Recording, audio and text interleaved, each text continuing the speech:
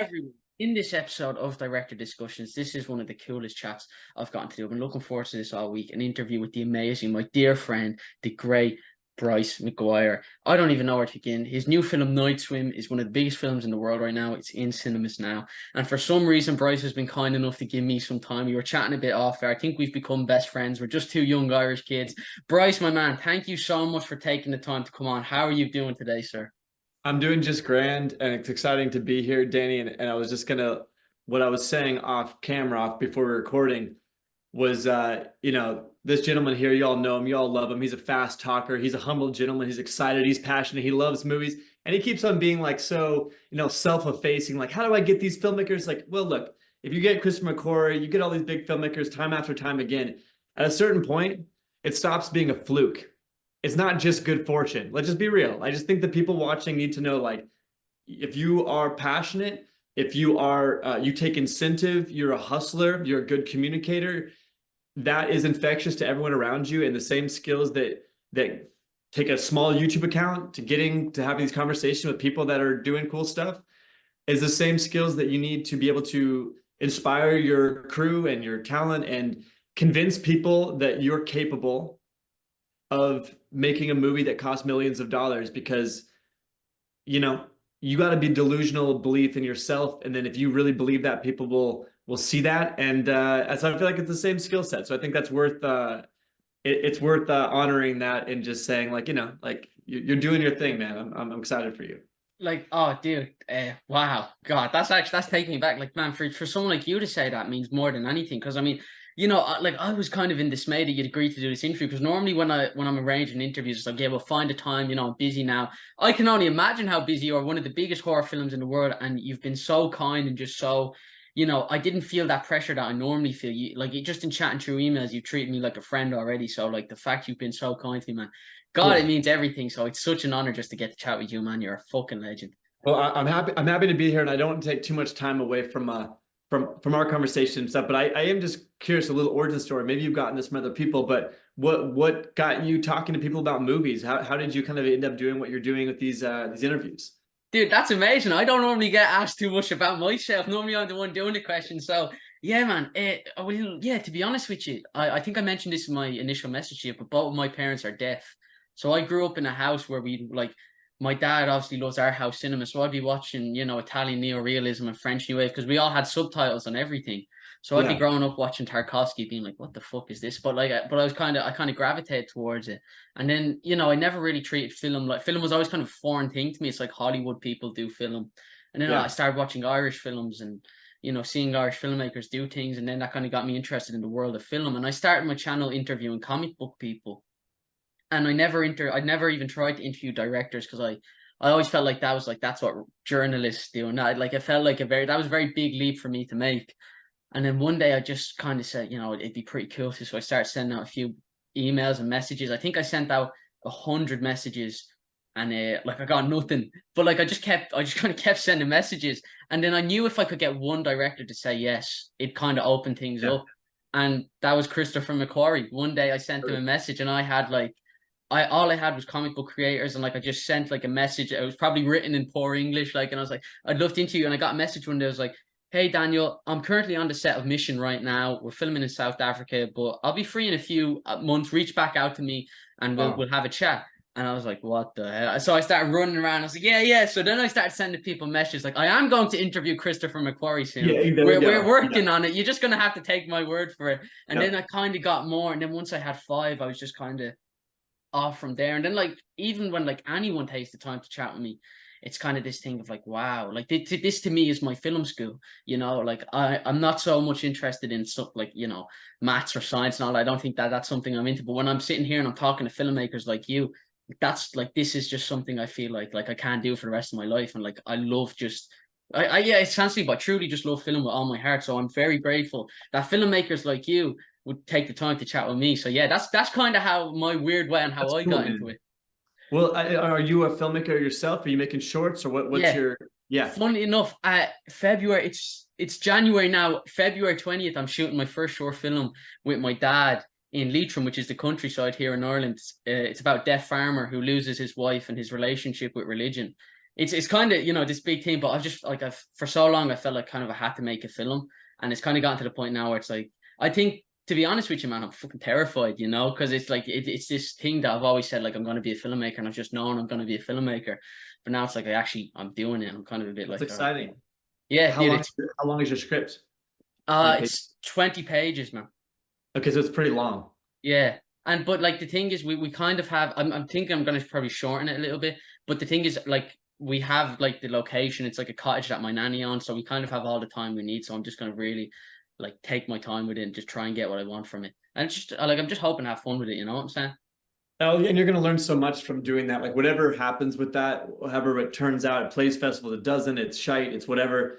It doesn't really matter. That's going to be such a important experience for you as a filmmaker, and you're going to learn so much from that. And maybe it's amazing, and maybe it's not, but it doesn't really matter. I mean, Yeah. that's you have to just take that first step of like, I'm a filmmaker to I'm making films. Yeah. Right. There's a kind of two different things. You can talk about it, you can love it, and exactly rip the Band-Aid off and just go make something and see what happens.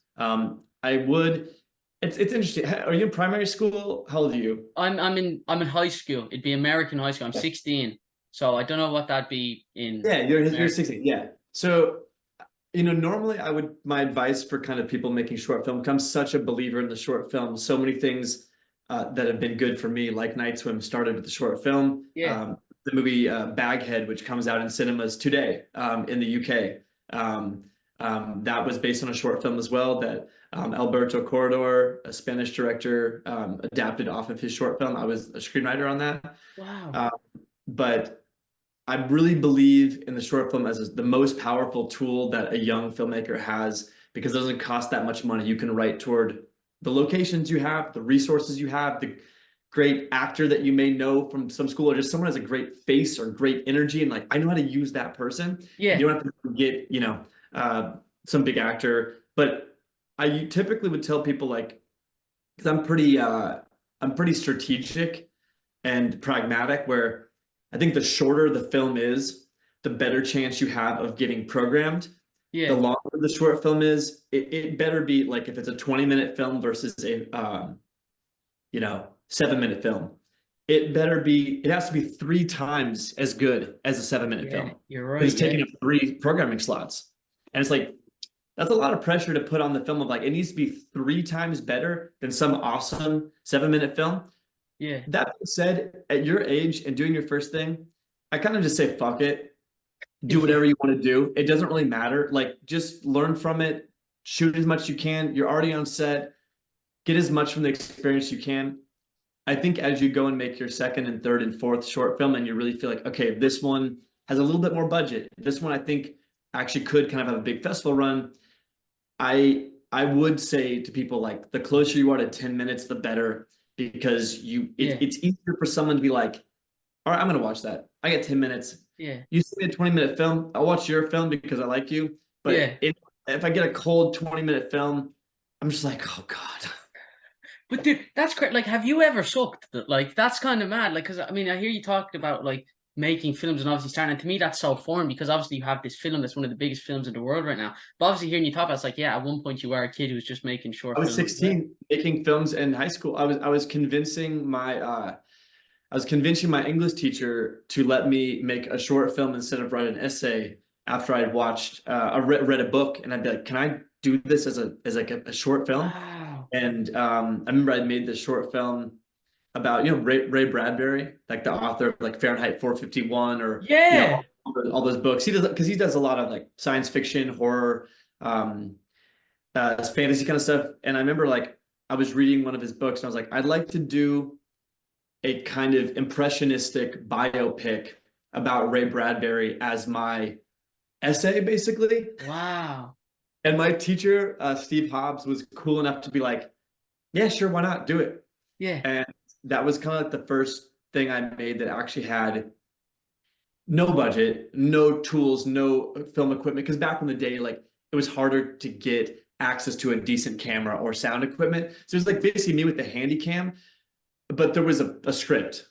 Yeah. There was a plan. There was like, this person's going to be in this location, and we're going to do this thing, and they're going to wear this clothes. There was the first semblance of like, the beginnings of what a real production would ultimately look like. And I was probably about 16 when I did that. And it was, I mean, you look at now, it looks like, you know, a kid smearing finger paint on the wall. I mean, it's so juvenile, and Yeah. I just didn't have access to anything that could make it feel more legit. But it was the first time I felt like I understood what it was like to direct a movie and tell a story in that medium, and that was huge for me. And you know, people liked it. They thought it was entertaining, thought it was cool, and just Yeah. even that validation was like, okay, I like I can feel myself being drawn further into that. So I'm excited for you. All that to say, I think Yeah. that's exactly you got to make stuff to learn. So just yeah, Yeah. make this one, then make the next one, then make the next one, then make the next one, then make the next one, and you know, read great scripts Yeah. and test different genres. You know, whatever the things you're obsessed with, like play in those sandboxes, experiment with like, oh man, I've always wanted to do like a Mike Lee style film. It's like really like brutal realism where you're just following a character around, and like I love that. Or like I want to do something that's like hard genre, you know, and that's really shocking. Try that. You know, I want to make a Tarantino type film that's really, you know, machine gun style dialogue, or like try that. You know, I just feel like at 16, and if you look at like Shyamalan's early movies or Spielberg's early movies, their home videos, they're all kind of just imitating the people that they love. But at Yeah. that's kind of okay. Like that's kind of how you learn the craft of it. So I think I don't think you should be expected to know your voice fully. You should follow your instincts and follow your fetishes and your passions and your obsessions. But it's also okay. I just would like a lot of young filmmakers, I want to just say like it's okay if you don't know who you are as a filmmaker yet. That is just okay. Like you should Yeah. do the things that are exciting to you, even if that means ripping someone off really badly. That's all right. You're gonna learn a ton from that.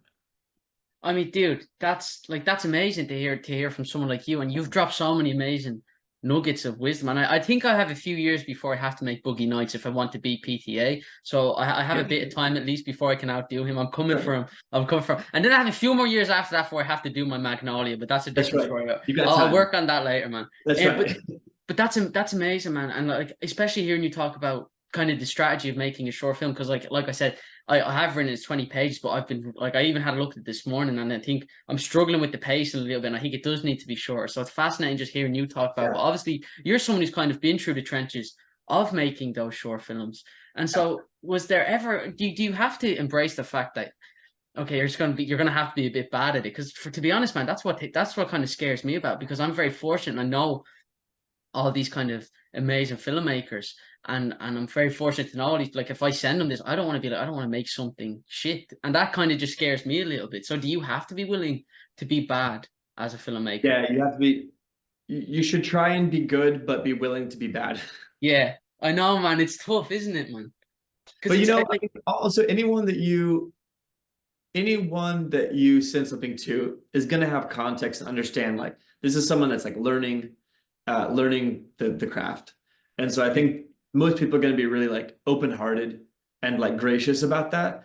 yeah, And like I had a friend who's kind of like a mentor of me before because I went to grad school at AFI. I studied screenwriting at the wow, American Film Institute.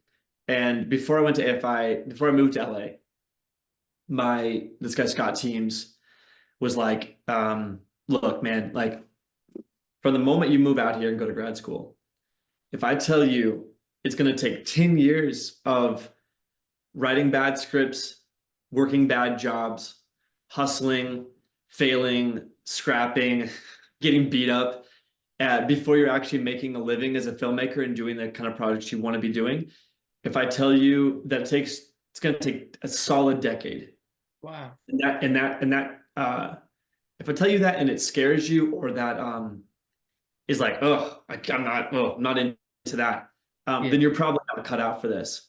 yeah. If I tell you it's going to take 10 years and you're either like, okay, It's worth so it though. It's like yeah, worth it. Yeah, so be it. All right, I'll hang in there. Or you're yeah. like, you know, for me, this was my thing. I was like, it's not going to take me 10 years.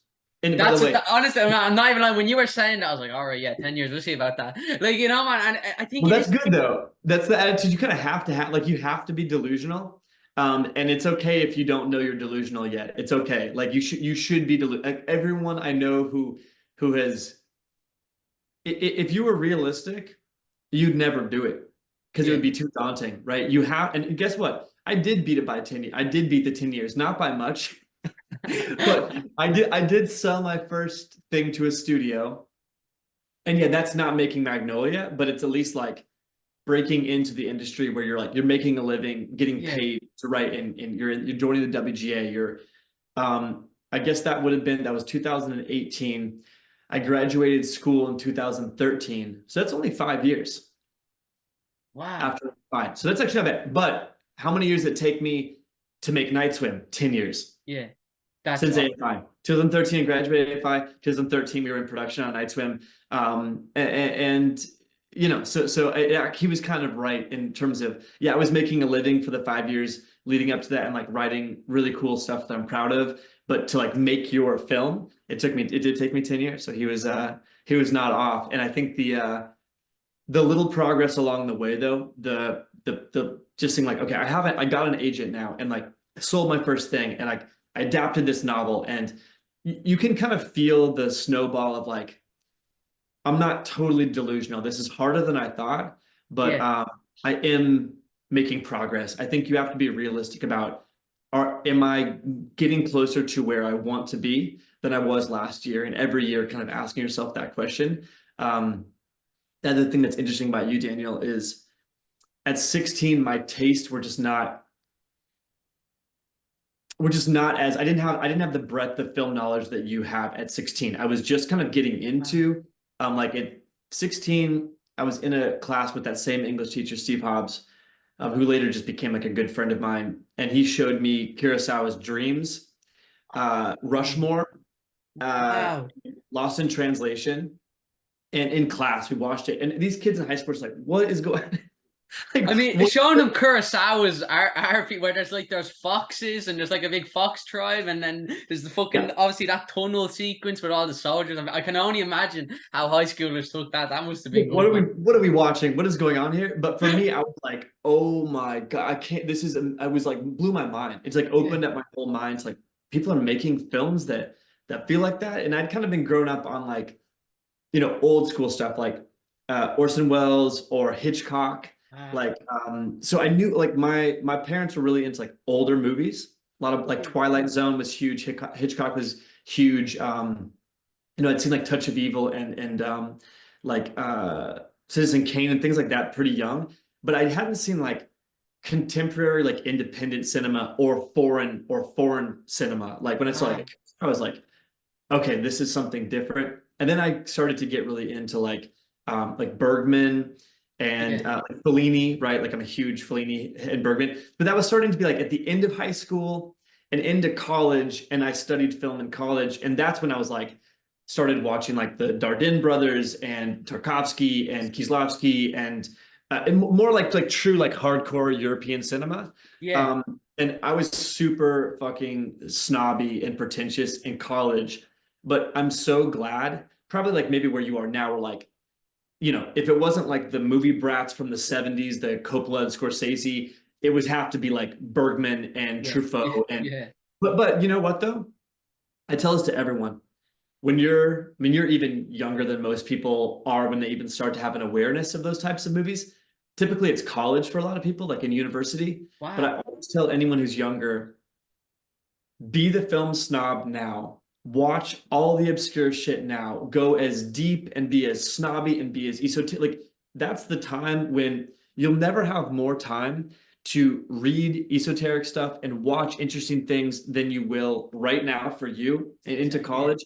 Because the older you get, you're not in the bubble, the safety bubble of like having the student loans and being on campus. Like you don't have designated time to just go deep on that type of stuff. So I'm always like, you don't understand how valuable your time is now. You will yeah, never get more time to educate yourself on world cinema than you do right now. So do it, because pretty soon you're gonna you're gonna have a relationship that's important. You're gonna have a job. You have rent to pay, bills to pay. Life is gonna catch up to you. yeah, At a certain point, you're gonna have to be, unless you just come from like a trust fund, you're yeah, gonna have to start being a little bit practical. Like look at so many filmmakers who started in genre. like Yeah. because they knew like that's the film, whether that's Cameron or that's Spielberg and Duel or that's Coppola. I mean, so many people like started by making small, like the Roger Corman model. They Oh yeah. started making small genre movies because like that's what could get them on set. That's what could get them experience. That's what could get them the reps.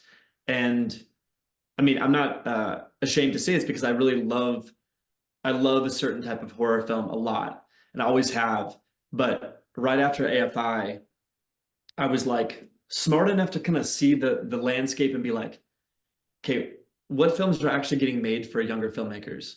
Yeah. And I was like, you know, the Venn diagram overlap of like, here's things that I think get made, and here's things that I genuinely am excited by. And in Yeah. that overlap right there was a sliver of an overlap that lined up with the kind of horror renaissance that was happening at the time, 2013, 14, which was like The Babadook, It Follows, Wow. The Witch. And that was right in that era where like I saw the tides changing. I was like, there's a certain type of like art house character driven horror film that I would love to make. Yeah. And those movies are getting made and young filmmakers are getting to make those movies. So yes, I like magical realism stuff. Yes, I like things that are more dramatic, but I also like this certain type of like elevated horror film, and I'm gonna do that. Yeah. And I just kind of made a choice, and I was like, starting right now, which is what I'm gonna make a short film with for no money in my apartment, called The Whistler. And I made The Whistler. It did well online. It's got like 500,000 views. It did enough for like it's actually what helped me get signed to my first agent. I went to the screenwriting program at AFI, right?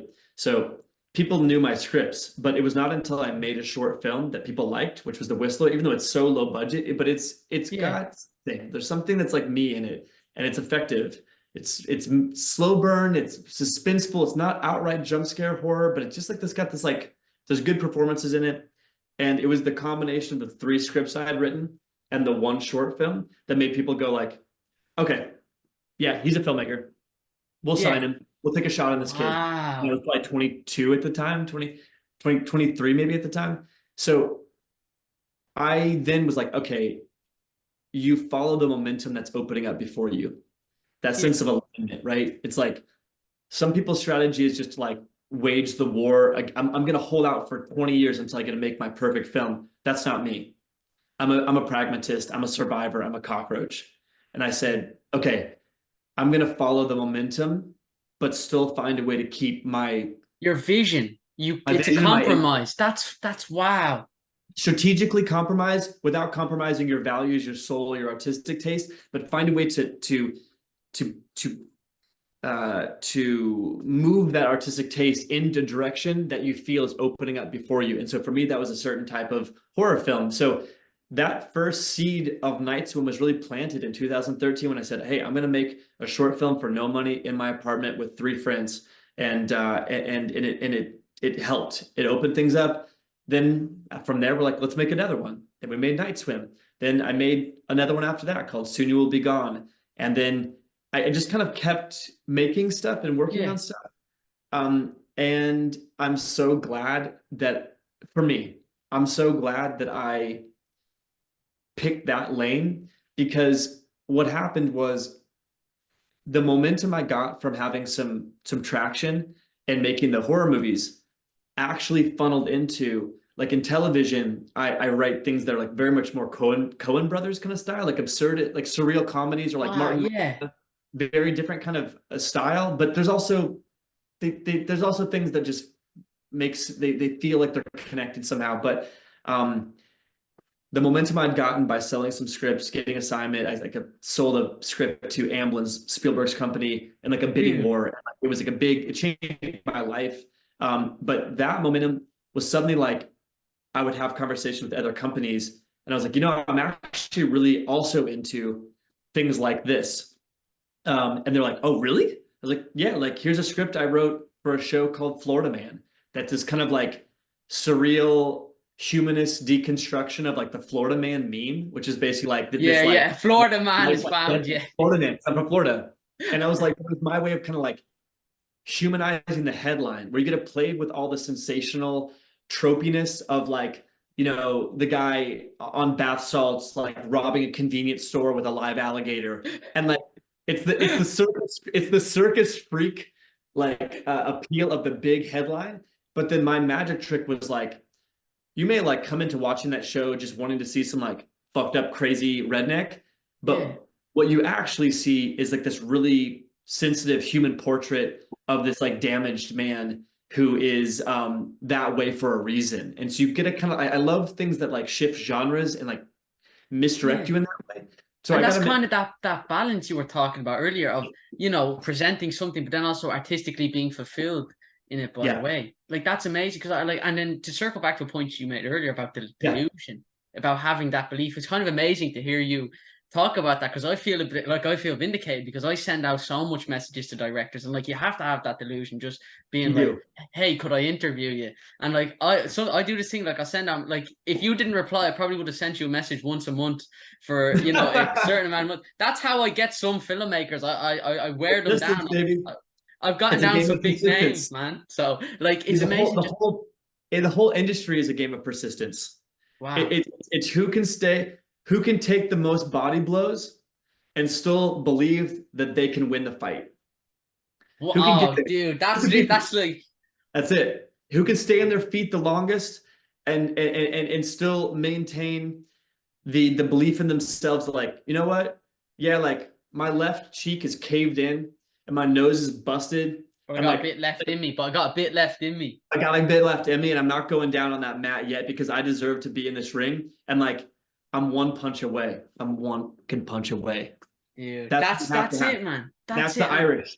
That's That's the where the that Irish it comes might from. that might be it, man. That actually might be the Irish in me, man. Like, and I like it's amazing to hear you have it as well because I don't think I've ever talked to a filmmaker where I've gotten to have this chat. So it's actually this to just hearing this from you actually really inspires me a lot because they're like Yeah. like I said to you, it's kind of sometimes I just bullshit my way through something and I let on that like oh yeah no I know what I'm doing, I'm totally ahead of the ball and all of this, yeah, and like at the end of the day I haven't a clue, but I'm just still doing it because it never feels like work at the end of How the you day. learn. Yeah, you That's how learn you learn. exactly, man. You fake it till you make it, that old adage. I mean, look, like going from basically making little short films to stepping on set for a $15 million movie produced by Blumhouse, Atomic Monster, Universal Studios. You think I didn't feel like an absolute fraud?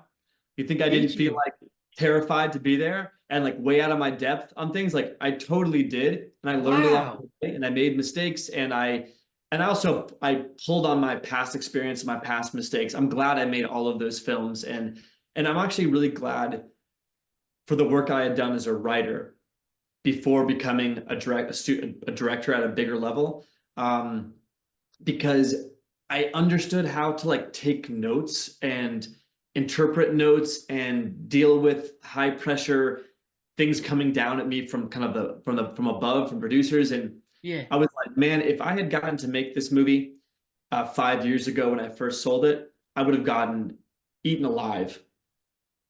I would not have been prepared for that. It would have been a Wow. disaster. And I was like, I was so, that's another lesson I think to learn too, is like use your optimism and your eagerness, but also trust that like things happen when they're supposed to happen. And I was so Exactly. desperate to make that movie right after the short, but looking back, I was like, that was not supposed to happen then, man. I'm so grateful for the time I had to grow up a little bit, to have more experience, to fail, to learn. And that really writer Bryce saved director Bryce a lot And on man, I, set. I feel the same way, like even chatting, because I'm hearing so much from you that's actually opening up a lot for me. And like, look, like you said in the initial message, this email ended up in your spam marked as do not read. Like, Yeah. it's obviously this happened for a Dude. reason, man, you know? Yeah. So the Yeah. fact that I get to chat with you, like, man, like that, it really opens up some things. And like, it's amazing to hear you talk about feeling that pressure before going on to something. Because it's Oh like, my gosh. it's not So much. something you think about, man. That's not something I've ever thought because I've seen the film twice in cinemas, once with my friends and once with my family. And I remember I was like thinking, like, oh, like obviously, it's just this thing. You never watch a film and you imagine that the director was nervous. You always think he'd like, oh, yeah, all of this just looks so clean and put together well. But I can only imagine what that was like for you now that hearing you articulate it. That's amazing. And you know, it was a crazy journey in post-production. You know, trying to finish a movie amidst a writer strike and an actor strike, and there was a lot of things that you typically be able to do on a movie that we weren't able to do. Yeah. because they that just was the nature of like trying to thread the needle of that schedule. And like the release date was not going to move, even though I you know, would have been nice to have some more time and to be able to fix some more things or whatever. But Yeah.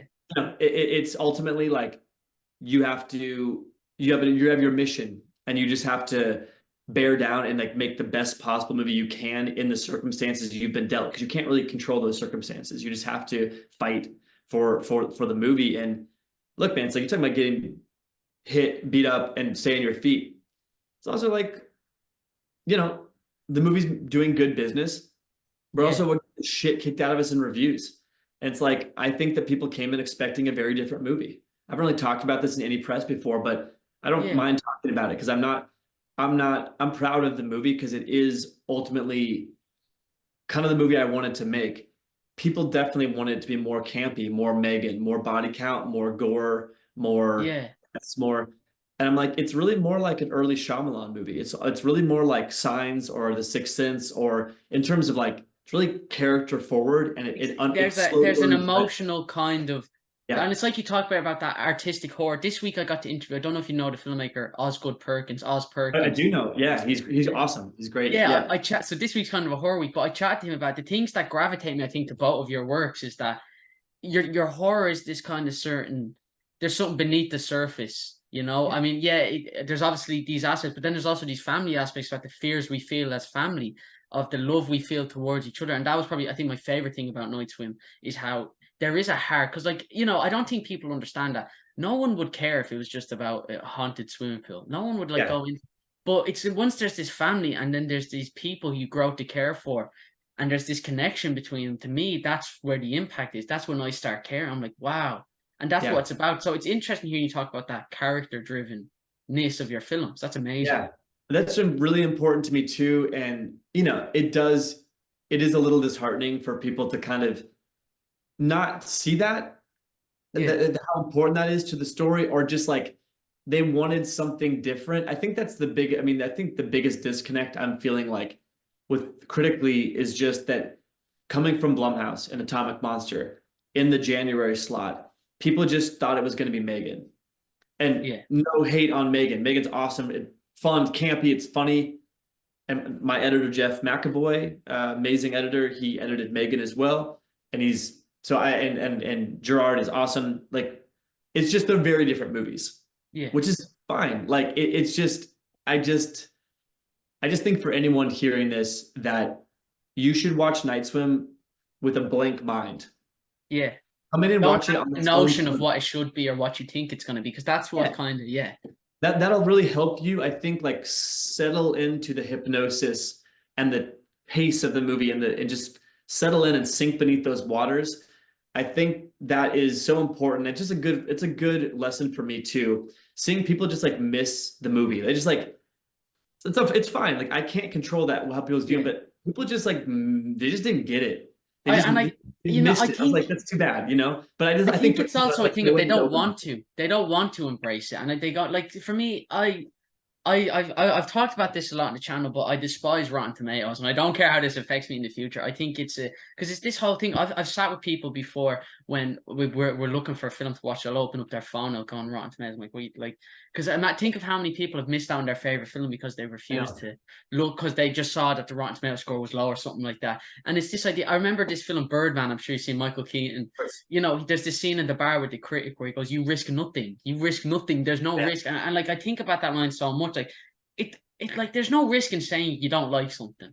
Like yeah. try making a film and then going out there and putting yourself out there, and it's something that's personal to you and having everyone like that's why to me what I admire so much about hearing you talk about is like, dude, you made something and you put it out there, and that's like the most beautiful thing anyone can do. And you kind of accept that, like, man, I hope one day I get the opportunity to do something like that, and like take like just experience how you did it, because you're an inspiration for like to be open to that, man. And it's a tough thing that like I hope when that time comes, I hope I have the courage for it, man. Because like it's You just this. will. Yeah, you will have the courage, or you will find the courage within yourself. And it's just kind of like, you know, when in your mind you kind of like you're like, what if it's both? You know, what if it gets amazing reviews and makes a ton of money and becomes the next thing? And It's like, you know what? That could happen. Also, the climate just may not be right. The marketing may not have been right. That whatever the circumstances are, you kind of really can't control that stuff. You just have to go like, Yeah, how closely did I communicate the vision I wanted to for this movie? And did I make the movie I wanted to make? And you know what? At certain points, you say, you know, no, I didn't. I missed the mark on these things here. And that's wow. okay. You can acknowledge that. But I still fought for every fucking frame of this movie. And it's not a cash grab, stupid horror movie that no one cared about.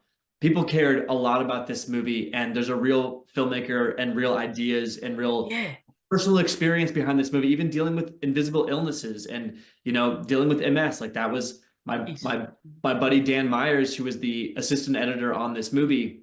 It really came from him and I working on another project together, and him getting diagnosed with MS, and I'm kind of just seeing him struggle to deal with this illness and also do the thing that he loves, which is making movies. And they're going like this, and which one's going to win? It's hard. And just seeing him fighting to keep doing the job that he loves doing made me think about, man, what would you be willing to sacrifice or risk to hold on to this thing that you think you need to be fulfilled, to have identity, yeah, to be happy? And I'm like, that's such a universal question at the core of this. A baseball player who spent his whole life giving himself to one thing. And the same way that I've spent my whole life giving myself to exactly. filmmaking. To film, yes, And and it's like it's everything. If you're obsessed with it, it's defined so much of your life, and you've sacrificed, and you've moved your family around the country, and you've missed and birthdays. what are you without it? What are you? What are you That's the without it? question. Who are you? You're this identity. Wow, now I look at that whole thing differently. I didn't even. Oh, dude. It's you asking. It's me asking myself the question I'm afraid to answer, which is like, could you be okay if you had to walk away from this? Would you Yes. choose this over your family? Because I have two kids. I'm married. I have two kids, and Wow. so you have this kind of you want to ask yourself a question that you maybe fear the answer for, or you're just wrestling with that in yourself. And to me, that's always what inspired the kind of the horror in that was like him being sick is not the villain. The illness is not the villain. It's the desperation to control things that we cannot control that makes him susceptible to the darkness and brings out the horror of the movie. And to me, the it's a parable about happiness. What makes us happy? What are we willing to do to get the things that make us happy? Where do our dreams come from? It's this kind of Jungian parable about the price of our dreams. That's what Night Swim is beneath the surface. Exactly. And it's that family dynamic. And like, I mean, something for me, I feel a lot of horror. I kind of have this thing, and this you're probably never heard this from an audience member before, but my way for horror is because both my parents are deaf. I go to cinema with my dad all the time. We watch a film. I'll judge how much I can connect with horror based on what my dad thinks about it sometimes, because Mm, so much of horror is sound and atmosphere.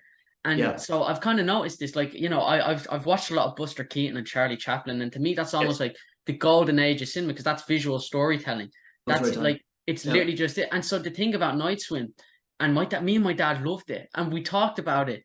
Well, we signed about it, and like the thing that connected for us was that visually, it's a story about family as well. Like there is a clear thread there. There's that relationship of a father and son, Yeah. and it's not Yeah. just a horror film. And visually, the story is kind of it's there, and you can see it in the way characters relate and talk to each other. And I think Yeah. that it's interesting to hear you talk about people missing that point. So not that it means much to you, but I want to say, like me and my dad, this film connected with us deeply. So like, That's amazing, man. it's That amazing. genuinely makes me happy to hear. And there's been, the internet has a kind of a mob mentality, but I've had so many either filmmaker friends or just kind of people from all over the world like reach out and be like, this was so different than I thought, and like really like got to me. I could feel the thing beneath the surface, the kind of the beating heart of this. And so of course, because that was the intention, it makes me really happy. Even if that's only 100 people that had that experience. For me, that's like you put something into the world that even if it's imperfect, which everyone should be able to acknowledge, like no film is going to be perfect. It's my first film. I'm Yeah, gonna have things like, I missed the mark on that. I wish I could have done that better. I wish I had more time on that. I wish we could have had reshoots. But I do feel like the essence of it is exactly what you're describing. And it has been very cool to see people like really, the people that are willing to see that or sensitive to that, just be like, oh man, I loved it for that. Yeah, I loved it for the Marco Polo game, which is yeah, like exciting and cool. Like that's great too. Like I love that too. But like the family, the core of the emotional core of it, those ideas. It's been cool to see people find that inside of it. That's Yeah. amazing, man. And I'm so happy you've gotten that. Because man, like looking at you, you're like, I'm not even just saying this, but you're like half the filmmaker I hope I end up being. Like, so I'm kind of like, it's like I'm looking in what I hope to be. Because hearing you talk about, the success you've had and how you've made the film, man, you totally deserve all the success you're having with it, man. I mean, like, look, your film's out there in the world right now, and you're taking the time to chat with me. Like, I think that shows that, like, I hope I'm half the man you are one day. So thank you Yeah, so well, much. you're. I can tell you've got the right spirit and energy and empathy for people. That's so important to have as a storyteller. And you know what, man?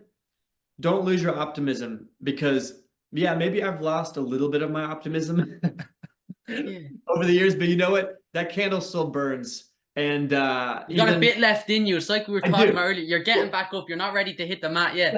I've never hit the mountain yet. And like I sometimes joke that like optimism is my mental illness, where like I always am like, no, but it's this, but this time it's gonna work, but this time it's gonna be great. You know what Yeah, though?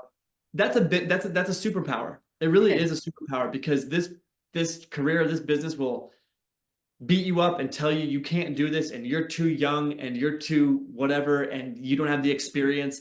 And so you have to be like, you have to almost have this selective reality where like let that stuff bounce off you and be like, okay, yeah, maybe I did mess up that film, but you know what? The next one, wait, the next one, oh, the yeah. next, That's it. and you Yeah. believe Oh, it. that's your So magnolia. But that's amazing, man. And don't lose it is that. like it's Yeah. that internal belief in yourself. Like even doing these interviews, it's like I get comments all the time from people like, why would you talk about? You should have asked them about this because I don't really ask questions like, what was it like to work with this actor? Or what was it like on Yeah. that? What's it? Who was the biggest prankster on set? Stuff like that. So, Yeah. but Yeah. it's like it's just that internal belief. Where it's like, no, I know what I want to do with this. So you just keep going, and it is having that delusion. So it's amazing to see someone like you who's kind of kept that delusion, just where that delusion's gotten you.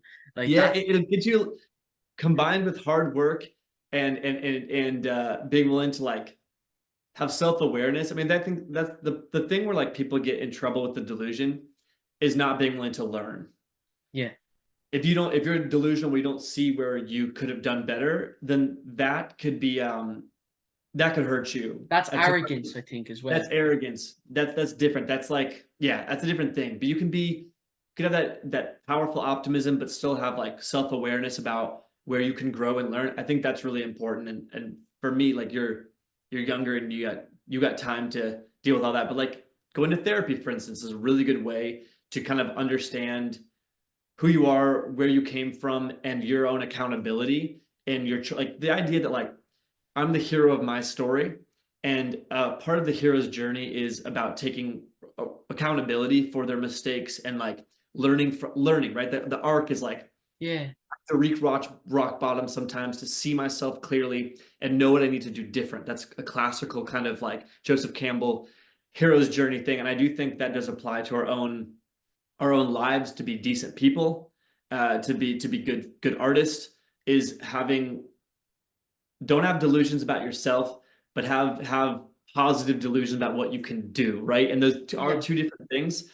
Yeah, I mean, like now, like I could either listen to millions of people on the internet that say I'm a piece of shit and I suck at my job and I should never have made this movie. I can either listen to that Yeah. or I can see the people that actually watched the movie that I made and and know that like what I had to do to even get this movie through the gauntlet and that like people are connecting to this movie. People are going to find this movie. There's going to be a second wave of people that find this movie on its own terms and it's going to have this huge second life, I believe.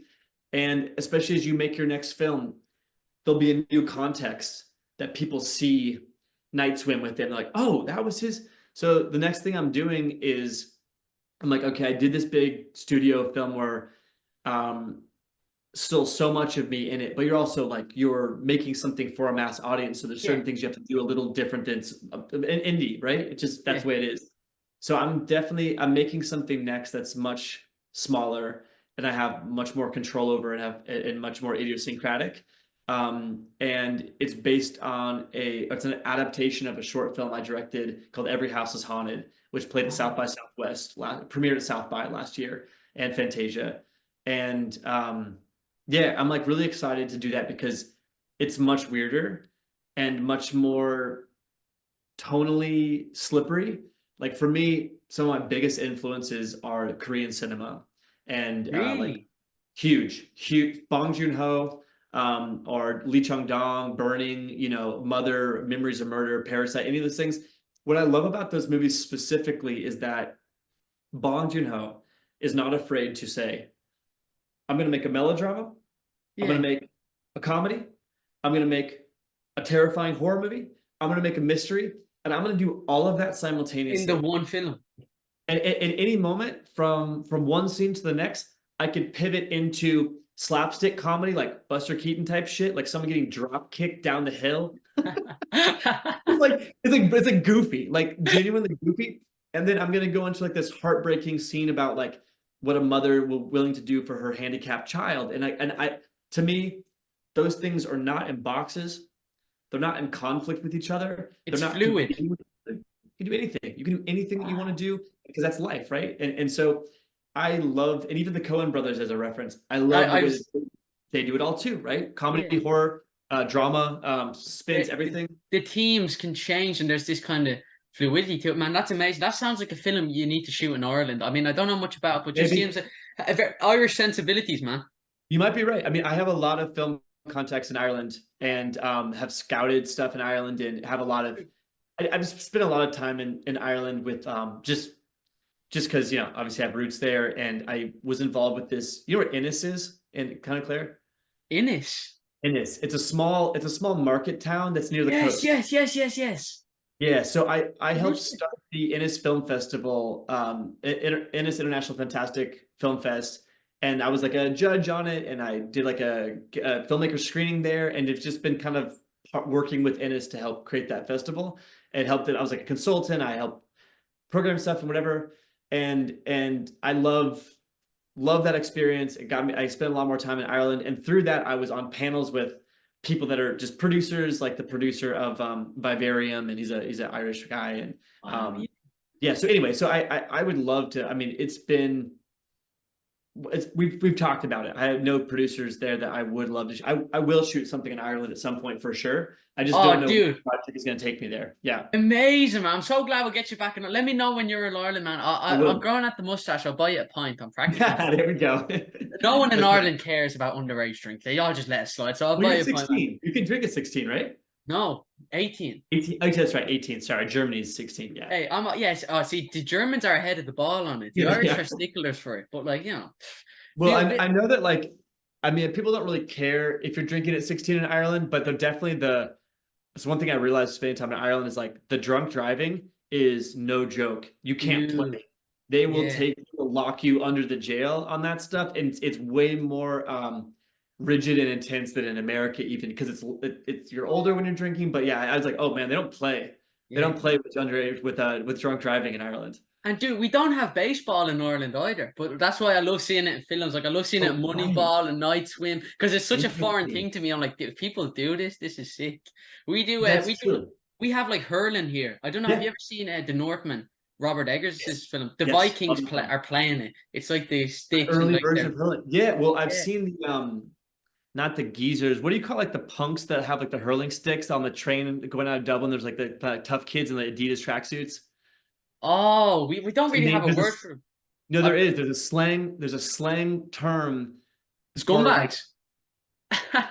yeah, pretty much.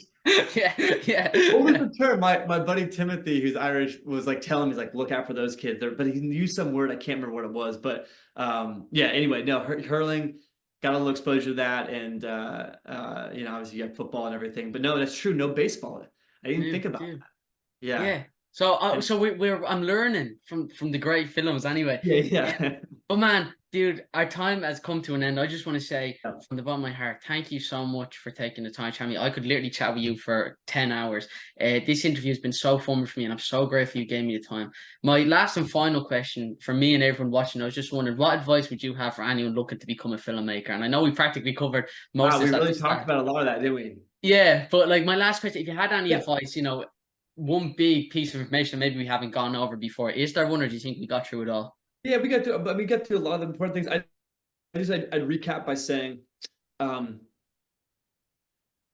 watch great movies and even movies that feel like a little bit like work to get through, because I just think there's a lot to learn from movies that are even a little bit outside of what you typically go for. And I just will say this briefly. The really smart executives and producers, yeah, you may be making Transformers, but you better believe those people have all seen Desika's The Bicycle Thief. The good ones. Yeah. And I'm not joking. Like, there we Up go. here, bicycle thieves, yeah. It's true. You have to be the good filmmakers that, even if you're like, I want to do John Wick, you think those people haven't seen all of the martial arts films from the 70s? They have seen all of them. It is, you have to be literate beyond the one thing you're doing, because all of that is just a reference point. It's a way to talk articulately with people. You'll be respected that way, and you'll learn so much about what you like, what you don't like. I want to take this part of this movement. I want to take this part of Italian neorealism. I want to take this part of German expressionism. I want to do my own thing with it in this kind of self-aware Edgar Wright kind of way. Whatever that is for you, you just need to have as big of a pool of inspiration as possible. It's going to make you a better filmmaker. So watch a lot of stuff. I think I would say for writers specifically, read great scripts. Go online, Google Moneyball, Google High Noon, Google, Full Metal Jacket, or whatever your favorite movie is, Pulp Fiction, whatever it is. You can get a script, you can get a PDF for that script on the internet anywhere.